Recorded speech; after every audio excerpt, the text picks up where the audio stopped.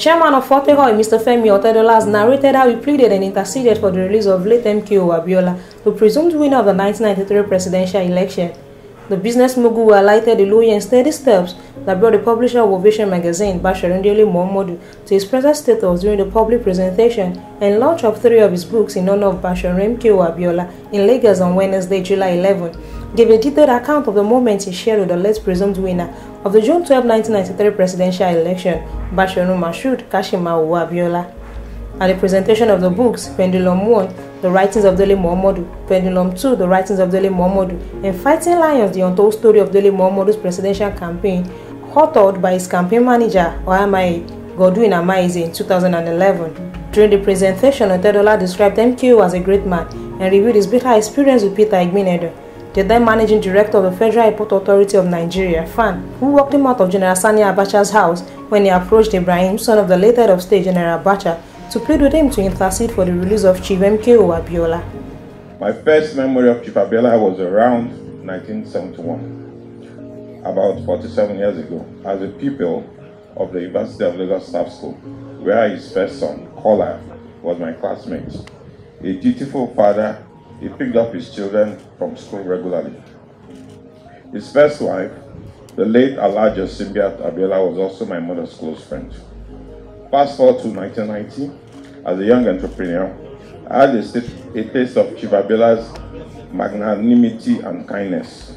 I developed the idea for an Awolowo memorial concert, which I shared with my good friend and Papa Awolowo's grandson, Safemoon, who went to see Chief Abiola on our intention to have him as the chairman of the event. And despite his political difference with Pa Awolowo in his lifetime, he not only showed up, but arrived with his late wife, Alhaja Simbiat Abiola, and they danced to the various artists, especially Sir Shina Peters. The highlight for Shego and I was the 100,000 naira check he gave us at the event, a huge amount back then, and we admired it all the way to the bank. While seeing them off, he took me aside, shook my hand in commendation, and called me a great man. In 1991, I sold the idea to run for the governorship of Lagos State to my late father, Sir Michael Otedola, and he dismissed it, saying politics is not for Omoluabis. And he also made the reference to the travels of Chief Abiola with the MPN, leading to his much publicized retirement from politics. After much persistence, I succeeded in getting him to run, and the rest is history.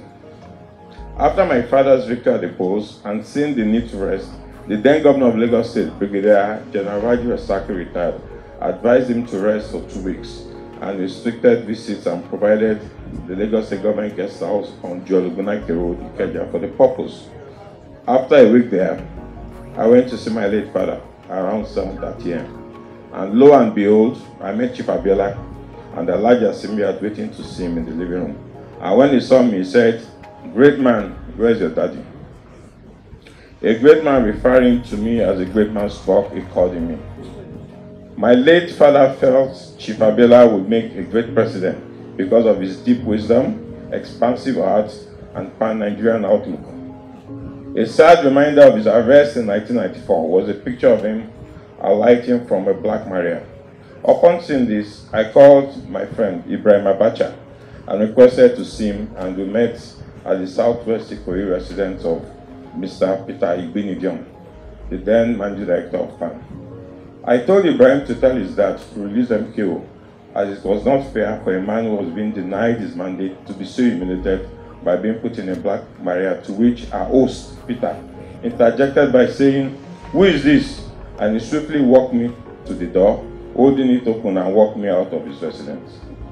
I later ran into Mr. Igbinedo at Asiwaju Bola Tinubu's residence in London in 2013, and he was begging for my number. How the tables have turned.